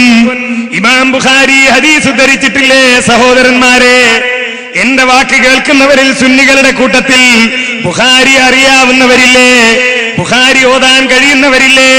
ഹർക്കത്തിട്ട കാര്യം വായിക്കാനെങ്കിലും കഴിയുന്നവരില്ലേ? ഇനി വേണ്ട, ഒരുപാട് പണ്ഡിതന്മാർ ഈ പ്രദേശത്തും പരിസരത്തുമൊക്കെ ഉണ്ടല്ലോ. ഒന്ന് നിങ്ങൾ പോയി ചോദിച്ചു നോക്കണം. കിതാബുൽ അഹ്കാമിൽ 29-ാമത്തെ അധ്യായമായി 7181 നമ്പർ ഹദീസായി ഇമാം ബുഖാരി ഇങ്ങനെ ഒരു ഹദീസ് ഉദ്ധരിച്ചിട്ടുണ്ടോ? ഇല്ല എന്ന് തെളിയിക്കാൻ ആരെക്കൊണ്ടെങ്കിലും കഴിയുമോ? നേരത്തെ പറഞ്ഞതുപോലെ മറുപടി ഉണ്ടെങ്കിൽ വിശദീകരിക്കട്ടെ. ഇമാം ബുഖാരി ഉദ്ധരിച്ച ഹദീസിൽ അല്ലാഹുവിന്റെ റസൂല് പറയുന്നു, ഫഅഹ്സിബു അന്നഹു സിദ്ഖുൻ, അയാൾ പറയുന്നത് സത്യമാണ്, അയാൾ പറയുന്നതാണ് സത്യമെന്ന് ഞാനങ്ങ് വിചാരിച്ചു പോകും. ഫഅഹ്സിബു, ഞാൻ വിചാരിക്കും. അല്ലാതെ എനിക്കറിയാം അയാൾ നുണയാ പറയുന്നത്. പക്ഷേ പിൽക്കാലത്ത് കോടതി വിധിയൊക്കെ വരുമ്പോ ആളുകൾ മുഅ്ജിസത്തും കറാമത്തും കൊണ്ടൊന്നും വിധിക്കാൻ പറ്റൂലല്ലോ, അതുകൊണ്ടാണ് ഞാനങ്ങനെ വിധിക്കുന്നത് എന്നല്ല അല്ലാഹുവിന്റെ റസൂല് പറഞ്ഞത്. ഫഅഹ്സിബു, ഞാൻ വിചാരിക്കും, അന്നഹു സിദ്ഖുൻ, അയാൾ പറയുന്നത് സത്യമാണെന്ന്. ഫഅഖ്ദിറഹു ബിദാലിക്, അതിന്റെ അടിസ്ഥാനത്തിൽ ഞാൻ വിധി പറയും എന്നാ. ഇനിയോ ഇവിടെ അന ബശറുൻ എന്ന് പറഞ്ഞല്ലോ. എന്തിനാ അന ബശറുൻ എന്ന് പറഞ്ഞത്? എന്തിനാ അന ബശറുൻ എന്ന് പറഞ്ഞത്? മുജാഹിദുകളല്ല സഹോദരന്മാരെ പറയുന്നത്.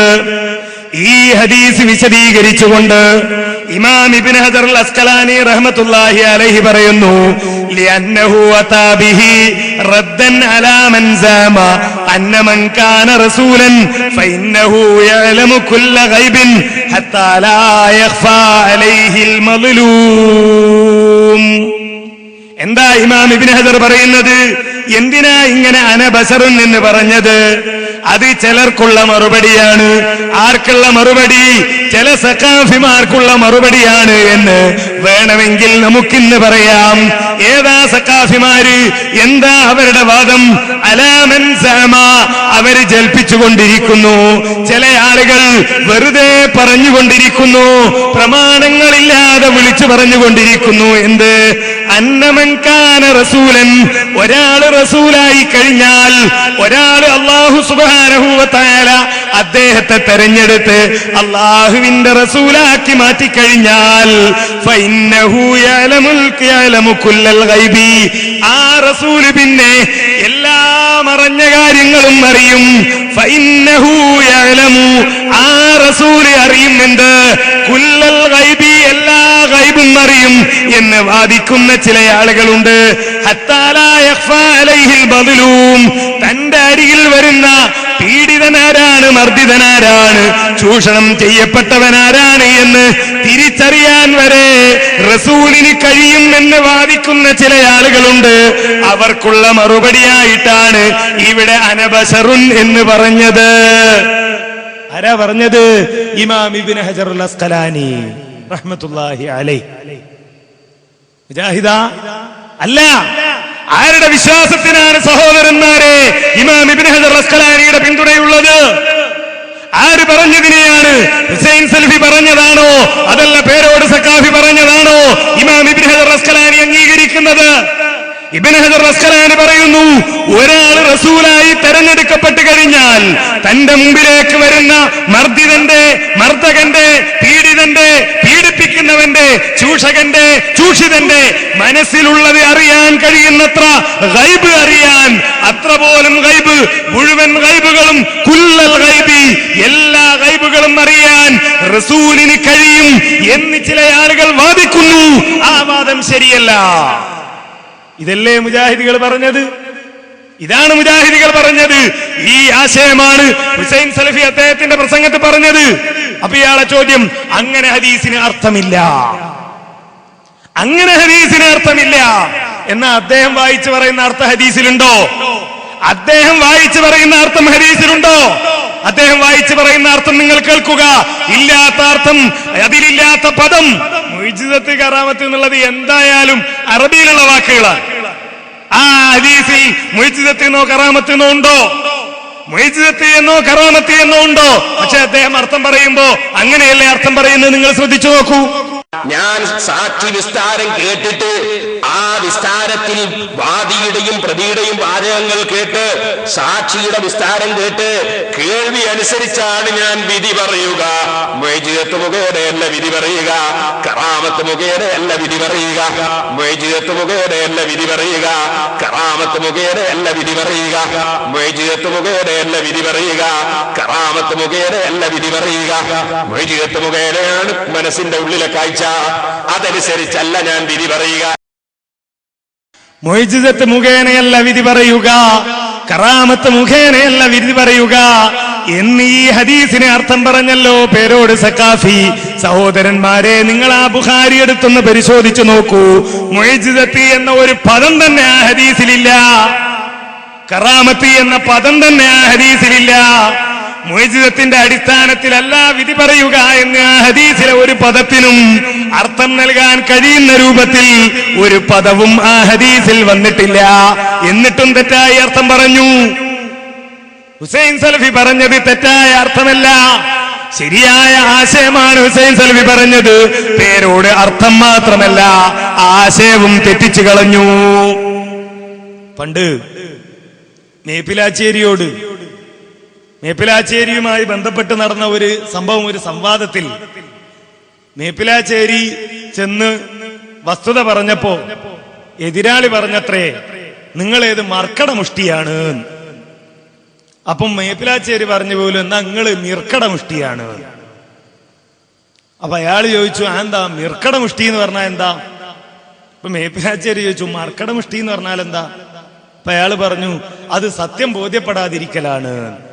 അപ്പൊ മേപ്പിലാശ്ശേരി പറഞ്ഞു പോലും, മിർക്കട മുഷ്ടി എന്ന് പറഞ്ഞാൽ സത്യം ബോധ്യപ്പെടാതിരിക്കലും അത് അംഗീകരിക്കാതിരിക്കലുമാണ്. രണ്ടിനും കൂടി പറയുന്ന പേരാണ് മിർക്കട മുഷ്ടി. ഇതാ മിർക്കട മുഷ്ടി എന്ന് പറഞ്ഞാൽ. അർത്ഥവും തെറ്റിച്ചു, അർത്ഥവും അംഗീകരിക്കുന്നില്ല, ആശയവും അംഗീകരിക്കുന്നില്ല. രണ്ടും അംഗീകരിക്കാതെ ദുർവ്യാഖ്യാനം ചെയ്യുന്നു. വിശുദ്ധ ഖുർആൻ ദുർവ്യാഖ്യാനം ചെയ്തത് ഞാൻ കേൾപ്പിച്ചു, അമ്പിയാക്കളുടെ പേരിൽ നുണ പറഞ്ഞത് ഞാൻ കേൾപ്പിച്ചു, ഹദീസ് ദുർവ്യാഖ്യാനം ചെയ്തത് ഞാൻ കേൾപ്പിച്ചു. അതാ ഞാൻ പറഞ്ഞത്, വെറുതെ ഏതെങ്കിലും ഒരു പ്രസംഗത്തിൽ നിന്ന് ഒരു ഭാഗം എടുത്ത് ഇതാ ഇങ്ങനെ പറഞ്ഞു എന്ന് കാര്യമറിയാതെ ക്ലിപ്പിടാൻ വേണ്ടിയല്ല, കൃത്യമായ വസ്തുതകൾ ബോധ്യപ്പെടുത്താനാണ് ഓരോ പ്രസംഗവും ഇവിടെ കേൾപ്പിക്കുന്നത്. ഖുർആൻ ദുർവ്യാഖ്യാനം ചെയ്തത് നിങ്ങൾക്ക് മനസ്സിലായില്ലേ? ഹദീസ് ദുർവ്യാഖ്യാനം ചെയ്തത് നിങ്ങൾക്ക് മനസ്സിലായില്ലേ? ഖുർആനും ഹദീസും മാത്രമല്ല, ഒരു മുഅ്മിനിന്റെ മനസ്സിന് ഒരിക്കലും ന്യായീകരിക്കാൻ തോന്നാത്ത കാര്യങ്ങൾ വരെ അത് ഖുർആൻ ആവേണ്ടതില്ല, ഹദീസ് ആവേണ്ടതില്ല. ഖുർആനിലും ഹദീസിലുമുള്ള കാര്യങ്ങൾ മുസ്ലിമിന് യോജിക്കാൻ പ്രയാസമില്ലല്ലോ. അങ്ങനെ പ്രയാസമുള്ള ഒന്നും ഖുർആനിലില്ലല്ലോ, അള്ളാഹുവിന്റെ റസൂലിന്റെ സുന്നത്തിലില്ലല്ലോ. അതിന് വിരുദ്ധമായി പിൽക്കാലത്ത് വന്ന ചില ആളുകൾ അവര് പറഞ്ഞതുപോലും ന്യായീകരിച്ച് അതിനെപ്പോലും ദുർവ്യാഖ്യാനിക്കാനുള്ള പഴുത് ആരെങ്കിലും ഒഴിവാക്കിയാൽ അതിന്റെ പേരിൽ പ്രയാസം പ്രകടിപ്പിക്കാൻ വരെ വിരുദുള്ള ആളാണ് ഈ സഖാഫി. ഖുർആനും സുന്നത്തും മാത്രമല്ല, വളരെ കൃത്യമായി തള്ളിക്കളയാവുന്ന ഒരു വാചകം, ഒറ്റ നോട്ടത്തിൽ തന്നെ ഇത് നമ്മൾ പറയേണ്ടതല്ല എന്ന് പറയാൻ പറ്റുന്ന ഒരു വാചകം, അത് തള്ളാതെ അതിനെപ്പോലും ദുർവ്യാഖ്യാനിക്കുന്നു മാത്രമല്ല, അത് ദുർവ്യാഖ്യാനിക്കാനുള്ള പഴുത് പോലും ചില ആളുകൾ അവശേഷിപ്പിക്കാത്തതിൽ മൂപ്പര് രോഷം കൊള്ളും. എന്താ വിഷയം തന്നെ അദ്ദേഹം പറയുന്നത് നിങ്ങൾക്ക് കേൾക്കാം, ശ്രദ്ധിച്ച് കേട്ടു നോക്കുക. പിന്നൊന്ന് ഞാൻ ആക്ഷേപിച്ചു എന്ന് പറയുന്നത്, എന്റെ ഇതിൽ ആക്ഷേപിച്ചു എന്ന് പറയുന്നത് നൂർ ഷാ തരീഖത്ത് എന്ന പേരിൽ പ്രവർത്തിക്കുന്ന കക്ഷികൾ. ഈ നൂർ ഷാ തരീഖത്ത് എന്ന പേരിൽ പ്രവർത്തിക്കുന്ന കക്ഷികളെ സംബന്ധിച്ചിടത്തോളം അവരുടെ മുൻഗാമികൾ ആരായാലും ആരായില്ലെങ്കിലും നമ്മളെ സംബന്ധിച്ചിടത്തോളം ഇന്ന് അത് പ്രചരിപ്പിക്കുന്ന ആളുകൾ, അവർക്ക് തരീഖത്തിനെ സംബന്ധിച്ചും ഷെയ്ഖിനെ സംബന്ധിച്ചും അത്തരം വിഷയങ്ങളെ സംബന്ധിച്ചും യാതൊരു ബോധവും ഇല്ല എന്ന കാര്യം ഉറപ്പാണ്. അതിന് ഞാൻ ഒരു ഉദാഹരണമാണ് എന്റെ ലേഖനത്തിൽ ചൂണ്ടിക്കാണിച്ചത്, അത് മാത്രം ഞാനിവിടെ നിങ്ങൾക്ക് എടുത്ത് കാണിച്ചു തരാം. സത്യാന്വേഷണ പഠനം കരീമും സിറാജുദ്ദീൻ മൗലയും ഹാജി പി ഇബ്രാഹിം മുസ്ലിയാർ PKM. ഇത് പ്രസിദ്ധീകരിക്കുന്നത് പ്രസാധകർ കേരള ഖുലഫാ സിൽസിലിയ നൂരിയ. ഇതിൽ നിങ്ങൾക്ക് കാണാം ഒരു വലിയന്റെ സംഭവം പറയാൻ. ആ വലിയന്റെ സംഭവം പറഞ്ഞത് ഇസ്ലാമിന് എത്ര ഘടകവിരുദ്ധമായ രൂപത്തിലാണ് അവരത് വ്യാഖ്യാനിച്ചത് എന്ന് നിങ്ങൾ മനസ്സിലാക്കണം. ആദ്യം തന്നെ പറയുന്നത് ഇൽമുണ്ടായ കിബിറുണ്ടാവും എന്നാണ് തുടക്കം. ആദ്യ ഭാഗത്ത് പറയുന്നത് തന്നെ ഇൽമു കൂടുന്നതിനനുസരിച്ച് കിബിറ് കൂടുമെന്നാണ്. അത് ഞാൻ ആദ്യം ഒന്ന് വായിച്ച് കേൾപ്പിച്ചു തരാം. ജ്ഞാനം ഇൽമ് ആത്മാവിന്റെ ഭക്ഷണമത്രേ, തന്മൂലം അത് വർദ്ധിക്കുന്തോറും ആത്മാവ് ശക്തി പ്രാപിക്കുകയും അഹംഭാവിയാവുകയും ഉത്തമമായ കാര്യങ്ങൾ സ്വീകരിക്കുന്നതിന് വിസമ്മതം പ്രകടിപ്പിക്കുകയും ചെയ്യുന്നതാണ്. അപ്പൊ ഇൽമ് കൂടുന്നതിനനുസരിച്ച് അഹംഭാവിയാവും, നല്ല കാര്യം ചെയ്യുന്നതിന് എതിരാവുന്നത് ഖുർആനും ഹദീസിനും എതിരാണ്. ഇൽമു ഇന്നമാ യഖ്ശല്ലാഹു മിൻ ഇബാദിഹിൽ ഉലമാ എന്നാണ് ഖുർആനിൽ അല്ലാഹു തആല പറഞ്ഞത്. ഇൽമു എന്ന് പറഞ്ഞാൽ തന്നെ അള്ളാഹിനെ ഭയപ്പെടുന്നതിന് കാരണമാകുന്ന സംഗതി മായുരിസുൽ ഹസിയ, അതാണ് വാസ്തവത്തിൽ ഇൽമു എന്ന് പറയുന്നത് തന്നെ. അപ്പൊ ഇൽമുണ്ടാകുമ്പോൾ കിബർ കൂടും എന്ന് പറയുന്ന ഒരു ആശയമാണ് ഇതിന്റെ തുടക്കം തന്നെ പറയുന്നത്. എന്നിട്ട് ഇതിൽ ഇൽമില്ലാത്തതിന്റെ പേരിലുള്ള നാശവും കൂടി മനസ്സിലാക്കാൻ വേണ്ടി ഞാൻ ചൂണ്ടിക്കാണിച്ചു തരാം. ഇതിൽ നിങ്ങൾക്ക് കാണാം ഇവർ കുറേ കാര്യങ്ങൾ മശായിഖന്മാരെ സംബന്ധിച്ച് പറയും. മശായിഖന്മാരെ ഇബാറത്തുകളോ അവർ പറയുന്ന വാചകങ്ങളെ സംബന്ധിച്ച് ഇവർക്ക് യാതൊരു ഇൽമുമില്ല. ഇവരെഴുതിയ കാണാം ഒന്ന് ഞാൻ വായിക്കാം, കേട്ടോളി.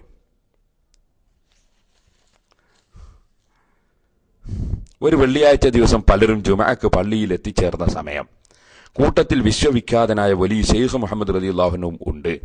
അന്നത്തെ ഖുതുബ ഓതാൻ ജനസഞ്ചയം അദ്ദേഹത്തോട് ആവശ്യപ്പെട്ടു. സമ്മതം മൂളിക്കൊണ്ട് ഷെയ്ഖ് മിമ്പറിൽ കയറി ഖുതുബയുടെ ആദ്യ ചടങ്ങുകൾ നിർവഹിച്ച ശേഷം അദ്ദേഹം പറഞ്ഞു, വഅശ്ഹദു അല്ലാ ഇലാഹ ലക്കും ഇല്ലാ ഇബ്ലീസ് അലൈഹി സ്വലാത്തു വസ്സലാം. ഇബ്ലീസ് അല്ലാതെ നിങ്ങൾക്ക് ഒരു ആരാധ്യനുമില്ലെന്ന് ഞാൻ സാക്ഷ്യം വഹിക്കുന്നു. അവനിൽ അള്ളാഹുവിന്റെ കൃപാകടാക്ഷം വർഷിക്കുമാറാകട്ടെ. ഇത് ശ്രവിച്ചതോടെ ക്ഷോഭിച്ചിളകിയ ജനത ഒരേ സ്വരത്തിൽ പറഞ്ഞു, കുഫ്ർ കുഫ്ർ, ഷെയ്ഖ് കാഫിറായി. ഉടൻ തന്റെ കൈവശമുണ്ടായിരുന്ന മൂർച്ചയേറിയ ഖഡ്ഗം ഉറയിൽ നിന്ന് ഊരിക്കൊണ്ട് മഹാനുഭാവൻ മിമ്പറിൽ നിന്നിറങ്ങി. അപ്പോഴേക്കും ഒരു കുഞ്ഞില്ലാതെ എല്ലാവരും ഭയത്താൽ ഓടിമറിഞ്ഞിരുന്നു. തന്നിമിത്തം ഊരിപ്പിടിച്ച വാളുമായ അദ്ദേഹം അസർ ബാങ്ക് വിളിക്കുന്നവരെ മിമ്പർക്ക് സമീപം ഇരുപ്പുറപ്പിച്ചു. അതുവരേക്കും പള്ളിയിലേക്ക് കാലെടുത്തു കുത്താനുള്ള ചങ്കൂറ്റം ഒരാൾക്കും ഉണ്ടായില്ലെന്നുള്ളത് പ്രസ്താവ്യമത്രേ. ദിവസങ്ങൾക്ക് ശേഷം അടുത്ത പ്രദേശക്കാർ സംഭവ സ്ഥലത്തേക്ക് വരികയും വിവരമറിയുകയും ചെയ്തപ്പോൾ അത്ഭുത ശബ്ദരായ അവർ പറയുകയാണ്, കഴിഞ്ഞ വെള്ളിയാഴ്ച ഞങ്ങളുടെ പള്ളിയിൽ ഖുതുബയും നമസ്കാരവും നടത്തിയത് മഹാനുഭാവനായിരുന്നല്ലോ. ആ വെള്ളിയാഴ്ച 30 പള്ളിയിൽ പ്രസ്തുത 2 കാര്യവും അദ്ദേഹം നിർവഹിച്ചതായി അന്വേഷണത്തിൽ അറിയാൻ സാധിച്ചുവെന്ന് ഇമാം ഷഹറാനി രേഖപ്പെടുത്തിയിട്ടുണ്ടെന്നുള്ളത് സ്മരണീയമാണ്. ഇത്രയും കാര്യങ്ങൾ ഇവർ ഈ പുസ്തകത്തിൽ എഴുതിയിരിക്കുകയാണ്. അപ്പോ തരീഖത്തിന്റെ ആളുകൾ എഴുതിയതാണ്, പേരോടത് വായിച്ചു. എന്താ എഴുതിയത്? ഒരു ശൈഖ് വെള്ളിയാഴ്ച മിമ്പറിന്റെ മുകളിൽ കയറി. നമ്മളെ നാട്ടിലൊക്കെ സാധാരണ ഇമാമാര് മിമ്പറിന്റെ മുകളിൽ കയറിയാൽ ഉറക്കെ പറയാറുണ്ടല്ലോ, അശ്ഹദു അല്ലാ ഇലാഹ ഇല്ലല്ലാഹ് എന്നൊക്കെ പറയുന്നത് പോലെ ഇയാള് പറഞ്ഞത് എന്താ? അശ്ഹദു അല്ലാ ഇലാഹ ലക്കും ഇല്ലാ ഇബ്ലീസ് അലൈഹി സ്വലാത്തു വസ്സലാം. ഇയാൾ കയറി ഖുതുബ നടത്താൻ തുടങ്ങി. ഖുതുബ നടത്തുന്ന ഇയാൾക്ക് വിവരമില്ലെങ്കിലും കേൾക്കുന്ന ആളേക്ക് വിവരമുണ്ടല്ലോ. എല്ലാരും പറഞ്ഞു കുഫ്ർ കുഫ്ർ, ഇയാൾ കാഫിറായി പോയി. ഉടൻ തന്നെ മൂപ്പര് ഒറേന്ന് വാള് എടുത്തിട്ട്, ഇന്നത്തെ മാതിരി വടിയെത്തി കുറിപ്പിച്ച വാളല്ല, ഒറിജിനൽ വാള് തന്നെ മൂപ്പരെ കയ്യിലുള്ളത്. മൂപ്പര് വാള് എടുത്തിട്ട് മിമ്പറിന്റെ മുകളിൽ ഒരൊറ്റ ചാട്ടം. ജുമയ്ക്ക് വന്ന ആളുകളെ കോടി രക്ഷപ്പെട്ടു. എന്നിട്ടുണ്ടായത് എന്താ? അസുർ ബാങ്ക് കൊടുക്കണവരെ മൂപ്പര് മിമ്പറിന്റെ അടുത്ത് ഇരുന്നു. മൂപ്പർക്കും ചുമയില്ല, നാട്ടുകാർക്കും ചുമയില്ല. മൂപ്പർക്കും ചുമയില്ല, നാട്ടുകാർക്കും ചുമയില്ല. മിമ്പറിന്റെ അടുത്ത് അവിടെ നിന്നു. ഇതാണ് സംഭവം. എന്താ പറഞ്ഞത്? അശ്ഹദു അല്ലാ ഇലാഹ ലക്കും ഇല്ലാ ഇബ്ലീസ്. ഇബ്ലീസ് അല്ലാതെ നിങ്ങൾക്കൊരു ഇലാഹില്ലെന്ന് ഞാൻ സാക്ഷ്യം വഹിക്കുന്നു. അലൈഹിസ്സലാത്തു വസ്സലാം അദ്ദേഹത്തിന്റെ മേൽ അള്ളാഹുവിന്റെ രക്ഷയും സമാധാനവും ഉണ്ടാകട്ടെ എന്ന് ഈ ത്വരീഖത്തിന്റെ ആളുകൾ അതിനർത്ഥവും എഴുതി. പേരോടിത് പറഞ്ഞു വന്ന് കേട്ടാൽ എല്ലാരും വിചാരിക്കും അങ്ങനെയൊന്നും പറയാൻ പാടില്ല, തെറ്റാണെന്നാ പേരോട് പറഞ്ഞത്. അല്ല, പേരോടുള്ള പരാതി എന്താണെന്നറിയോ? മൂപ്പർക്ക് അത് വ്യാഖ്യാനിച്ചൊപ്പിക്കാൻ പഴുതില്ലാത്ത വിധത്തിൽ ഇവർ അർത്ഥം കൊടുത്തു കളഞ്ഞു. സംഗതി തെറ്റാണെന്നല്ല, വ്യാഖ്യാനത്തിന് പഴുതില്ലാത്ത രൂപത്തിൽ അർത്ഥം കൊടുത്തു. അദ്ദേഹം തന്നെ പറയുന്നത് നിങ്ങളൊന്ന് കേട്ടു നോക്കൂ, അദ്ദേഹം ന്യായീകരിക്കുന്നതും. വാസ്തവത്തിൽ ഒരു മജ്ദൂബായ ഒരു ശൈഖോ അല്ലെങ്കിൽ അങ്ങനെയുള്ള ഏതെങ്കിലും ഒരു വ്യക്തിയോ ഇത്തരത്തിലൊരു സംഭവം പ്രവർത്തിക്കുകയോ ചെയ്യുകയോ ചെയ്തിട്ടുണ്ടെങ്കിൽ തന്നെ അതെങ്ങനെയാണ് വ്യാഖ്യാനിക്കേണ്ടത്, അതെങ്ങനെയാണ് മനസ്സിലാക്കി കൊടുക്കേണ്ടത്, സാധാരണക്കാരുടെ മുമ്പിൽ അല്ലാത്തവരുടെ മുമ്പിൽ എങ്ങനെയാണ് പറയേണ്ടത് എന്നതിനെ സംബന്ധിച്ച് യാതൊരു പിടിപാടും ഈ നൂറുശതമാനം ആളുകൾക്കില്ല എന്ന കാര്യം ഇത് കാണുമ്പോൾ വളരെ വ്യക്തമാണ്. കാരണം അവർ ഇതിനർത്ഥം വെച്ച എന്താണ്? അശ്ഹദു അല്ലാ ഇലാഹ ലക്കും ഇല്ലാ ഇബ്ലീസ് അലൈഹി സ്വലാത്തു വസ്സലാം, ഇബ്ലീസ് അല്ലാതെ നിങ്ങൾക്ക് മറ്റൊരാരാധ്യനില്ലെന്ന് ഞാൻ സാക്ഷ്യം വഹിക്കുന്നു. എന്നിട്ട് അതിന്റെ ശേഷം അതിനൊരു വ്യാഖ്യാനവും നൽകാൻ പറ്റാത്ത വിധത്തിൽ അതിന്റെ ശേഷം കൊടുക്കുന്ന വാചകം ഇങ്ങനെയാ: അവനിൽ അള്ളാഹുവിന്റെ കൃപാകടാക്ഷം വർഷിക്കുമാറാകട്ടെ. ഈ വാചകം ഒരു ഇൽമുള്ള വ്യക്തി കണ്ടാൽ, ഒരു മജ്ദൂബിന്റെ നാവിൽ നിന്ന് വന്നതാണെങ്കിൽ, ഒരു ശൈഖിന്റെ വാചകത്തിൽ നിന്ന് വന്നതാണെങ്കിൽ, വജ്ഹി കലാമൽ ഖൗമി ഖൈറ മുഖത്തിഇ എന്ന ത്വരീഖത്തിന്റെ ഒരു ചെറിയ ബാലപാഠം പഠിച്ച ആളുകൾക്കറിയാം അതിനർത്ഥം പറയേണ്ടത് അങ്ങനെയല്ല. അതിനർത്ഥം പറയുകയാണെങ്കിൽ പറയാം: അശ്ഹദു, ഞാൻ സാക്ഷ്യം വഹിക്കുന്നു, അല്ലാ ഇലാഹ ലക്കും ഇല്ലാ ഇബ്ലീസ്, നിങ്ങൾ പിന്തുടരപ്പെടാനും അനുസരിക്കപ്പെടാനും നിങ്ങൾക്ക് പൂജിക്കപ്പെടാനും ഇബ്ലീസ് അല്ലാതെ മറ്റൊരാളുമില്ല. ആ രൂപത്തിലാണ് നിങ്ങളെ പ്രവർത്തനങ്ങൾ ഉള്ളത്. അലൈഹിസ്സലാത്തു, ആ ഇബ്ലീസിനെ അനുസരിക്കുക, ഇബ്ലീസിനെ വഴിപ്പെടുക എന്നതിന്റെ മേൽ എടുക്കപ്പെട്ടതാണ് നിങ്ങളെ നിസ്കാരം. വസ്സലാമു, നിങ്ങളെ സലാം ചൊല്ലലും, അത്തരത്തിൽ നിങ്ങളെ നിസ്കാരവും നിങ്ങളുടെ സലാം പറയലും ഒക്കെ ഇബ്ലീസിനെ തൃപ്തിപ്പെടുന്ന രൂപത്തിലാണ്. നിങ്ങൾക്ക് ഇബ്ലീസാണ് നിങ്ങൾ പിന്തുടരപ്പെടുന്നത് എന്നാണ് ആ വാക്കിന് വ്യാഖ്യാനം നൽകേണ്ടത്. ആദൻ നബി അലൈഹിസ്സലാത്തു വസ്സലാം, ആദൻ നബി അലൈഹിസ്സലാത്തു, അദ്ദേഹത്തിന് വേണ്ടിയാണ് നിങ്ങളുടെ നിസ്കാരം വെക്കപ്പെട്ടിരിക്കുന്നത്. വസ്സലാം, അദ്ദേഹത്തിന് വേണ്ടിയാണ് നിങ്ങളുടെ നോമ്പ് വെക്കപ്പെട്ടിരിക്കുന്നത് എന്നാ അർത്ഥം പറയല്. നൂഹ് നബി അലൈഹിസ്സലാത്തു വസ്സലാം എങ്ങനെ അർത്ഥം പറയാ? അദ്ദേഹത്തിന് വേണ്ടിയാണ് നോമ്പ് വെക്കപ്പെട്ടിരിക്കുന്നത് എന്നാ? അല്ല. അപ്പോ ഇത് തെറ്റാണ്. അങ്ങനെ ഒരു ശൈഖും പറയില്ല. പടച്ച തമ്പുരാനെ പേടിയുള്ള ഒരു ശൈഖും പറയില്ല. എങ്ങനെയാ മജ്ദൂബാകല്? എങ്ങനെയാ പിരാന്തളകല്? ഇതിന് മജ്ദൂബ് എന്നല്ല പറയുക. മജ്ദൂബാകുക എന്നതിന് ഇവർ ഉദ്ദേശിക്കുന്നത് അള്ളാഹുവിനെ ഇബാദത്ത് ചെയ്ത് അടുത്ത് അള്ളാഹുവിലേക്ക് എത്തുക എന്നാണ്. അങ്ങനെയാണെങ്കിൽ ലോകത്ത് മജ്ദൂബാകേണ്ടത് അസ്റഫുൽ ഖൽഖ് സല്ലല്ലാഹു അലൈഹി വസല്ലമ തങ്ങളാണ്. ആരണം ആ റസൂലല്ലേ പറഞ്ഞത്, നിങ്ങളുടെ കൂട്ടത്തിൽ അള്ളാഹുവിനോട് ഏറ്റവും തഖ്വയുള്ളവൻ ഞാനാണ്, അള്ളാഹുവിനെ ഏറ്റവും പേടിക്കുന്നവൻ ഞാനാണ്. ആ പേടിച്ച റസൂല് മജ്ദൂബായിട്ടില്ല. ഈ ഉമ്മത്തിലെ ഏറ്റവും വലിയ ഈ ഉമ്മത്തിൽ അള്ളാഹുവിന്റെ റസൂല് കഴിഞ്ഞാൽ ഈ ഉമ്മത്തിലെ ഏറ്റവും ശ്രേഷ്ഠനായ അബൂബക്കർ സിദ്ദീഖ് റളിയല്ലാഹു അൻഹു ജീവിതത്തിൽ ഒരിക്കൽ പോലും മജ്ദൂബായിട്ടില്ല. എന്നിട്ട് മിമ്പറിന്റെ മുകളിൽ കയറിയിട്ട് അശ്ഹദു അല്ലാ ഇലാഹ ഇല്ലാ ലക്കും, അശ്ഹദു അല്ലാ ഇലാഹ ലക്കും ഇല്ലാ ഇബ്ലീസ് അലൈഹിസ്സലാത്തു വസ്സലാം എന്ന് പറഞ്ഞിട്ടില്ല. ഒരു സ്വഹാബിയും മജ്ദൂബായിട്ടില്ല. ഇതാ ത്വരീഖത്തിന്റെ കുഴപ്പം. എല്ലാ ത്വരീഖത്തിലും ഉണ്ട് മജ്ദൂബാകുന്ന ശൈഖുമാർ. ഹുസൈൻ സലഫി ആലപ്പുഴയിൽ വെച്ച് ഇസ്ലാമിൽ ത്വരീഖത്തില്ല എന്ന് പറഞ്ഞു. അതിനെ ഇവിടെ എതിർത്തല്ലോ, വിമർശിച്ചല്ലോ. ത്വരീഖത്തുണ്ട് എന്ന് പറഞ്ഞു. എന്താ ഇസ്ലാമിൽ ത്വരീഖത്തില്ല എന്ന് പറയാനുള്ള കാരണം? ഒന്നാമത്തെ കാരണം ഇത് തന്നെയാണ്. എല്ലാ ത്വരീഖത്തിലും ഉണ്ട് മജ്ദൂബിന്റെ ഹാലുള്ള ശൈഖുമാർ.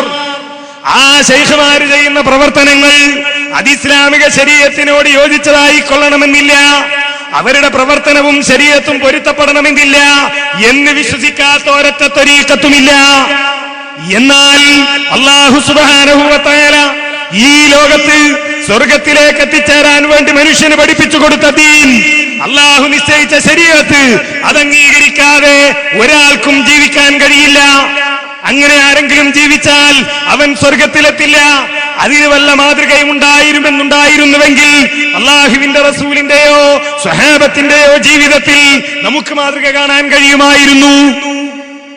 ഒരൊറ്റ സഹാബിയും മജിദുവായിട്ട് ഇപ്പറഞ്ഞ പോലെ നിസ്കരിക്കാതെ നടന്നിട്ടില്ല. അന്ന് തന്നെ മൂപ്പര് 30 പള്ളിയിൽ നിസ്കരിച്ചു എന്നാ അല്ലേ? CM വലിയുള്ളാഹിനോട് ചോദിച്ചല്ലോ നിങ്ങളെന്താ നിസ്കരിക്കാത്തത്? അപ്പൊ മൂപ്പര് വേഗം എന്ത് ചെയ്തു? പ്രൊജക്ടർ കാണിച്ചു കൊടുത്തു എന്നാ. ഇതേമാതിരി ഒരു പ്രൊജക്ടറും സ്ക്രീനും ഒക്കെ കൊണ്ടുവന്നിട്ടല്ല, മൂപ്പര് അത്യന്താധുനിക സംവിധാനത്തോടു കൂടിയാണ്, അറ്റാച്ച്ഡ് ആണ്, കയ്യിൽ തന്നെ പ്രൊജക്ടറാണ്. കൈ നീട്ടി കാണിച്ചപ്പോ ചോദിച്ച ആള് കാണുന്നത് എന്താ? ഹറമിലെ നിസ്കാരം. അവിടെ ഹറമിനെ നിസ്കരിക്കാൻ വേണ്ടി ഇമാമത്ത് നിൽക്കുന്നതാര്? CM വലിയുള്ളാഹി. നിങ്ങൾ ആലോചിച്ച് നോക്കി, നമ്മളൊക്കെ ഹറമിലെ നിസ്കാരം കാണലുണ്ടല്ലോ.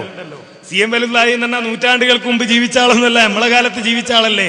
നമ്മള് കാണാൻ തുടങ്ങുമ്പോഴേ മക്കത്തെ പള്ളിയിൽ നിസ്കാരത്തിന് ഇഖാമത്ത് കൊടുത്തു കഴിഞ്ഞാൽ ഒരു സാധു മനുഷ്യൻ വലിയ കുപ്പായൊക്കെ ഇട്ട് അപ്പുറം ഇപ്പുറം പോലീസുകാരെയൊക്കെ നിർത്തി വരുന്നത് നമ്മൾ കാണാറുണ്ട് TV-യിൽ. മടവൂർ ഇമാമെന്ന് ഈ സാധു എന്താണാവോ ചെയ്തത്?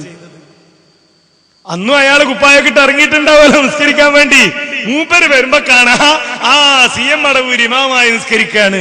ആലോചിച്ചു നോക്കൂ സഹോദരന്മാരെ, എന്താ എന്നിട്ട് ന്യായം? അത് ശൈഖ്മാരെങ്ങനെയാണ് നിസ്കരിച്ചില്ലെങ്കിൽ കുഴപ്പമില്ല.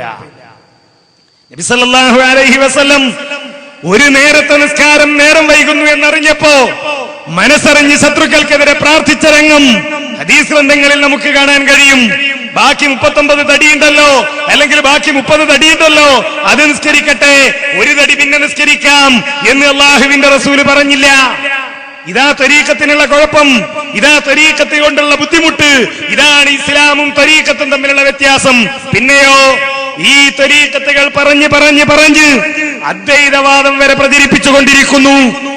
ഖാദിരിയ ത്വരീഖത്തിന്റെ ഇജാസത്ത് കിട്ടിയ ശൈഖ് എന്ന് പറയാറുള്ള KVM ബന്താവൂര് ഇപ്പൊ മാനസിക രോഗിയാണ്.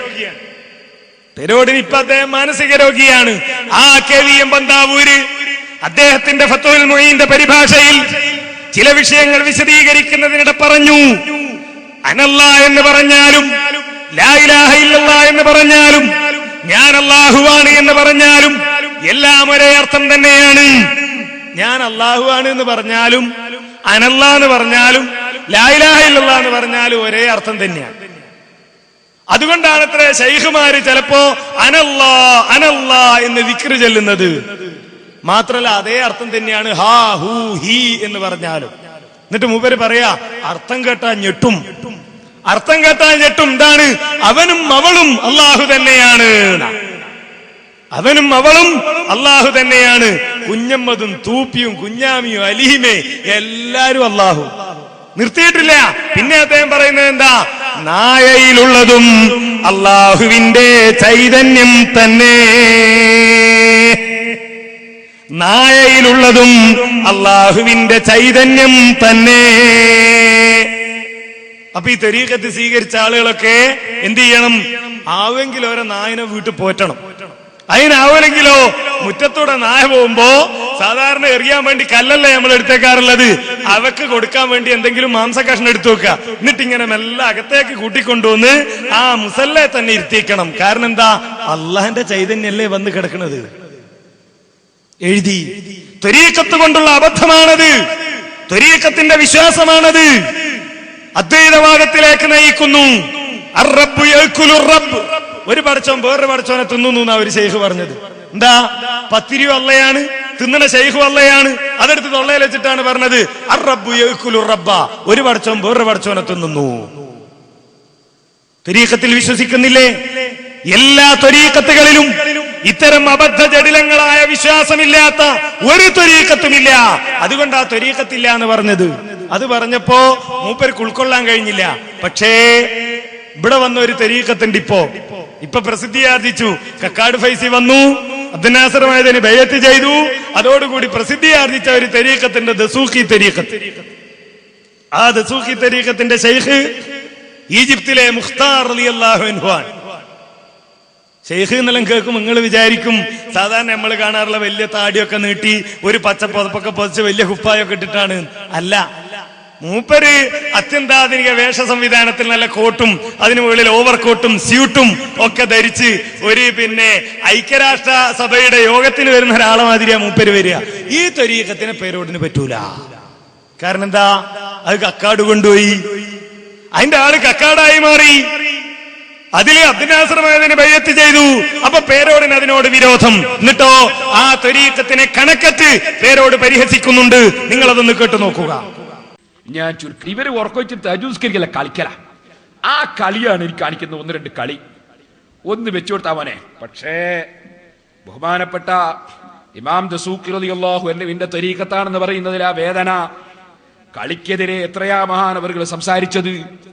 177-ാമത്തെ പേജിൽ മഹാനായ ഇമാം ദസൂഖി റളിയല്ലാഹു അൻഹു പറയുന്നത് കളിക്കുന്നതിനെതിരെ ത്വരീഖത്തിൽ കൂടിയിട്ട് കളി. ബഹുമാനപ്പെട്ടവര് പറയാ, മക്കളെ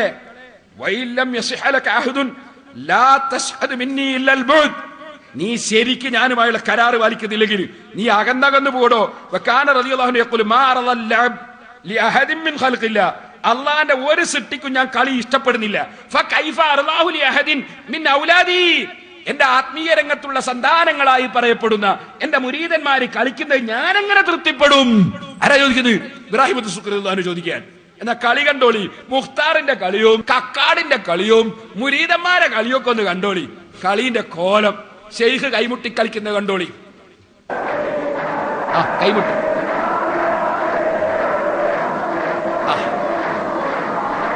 ആ മതി മതി മതി, ഒരുപാടുണ്ട്. എനിക്ക് ശൈഖ് പ്രസംഗിക്കുമ്പോ കരഘോഷം കേട്ടോളി. ആ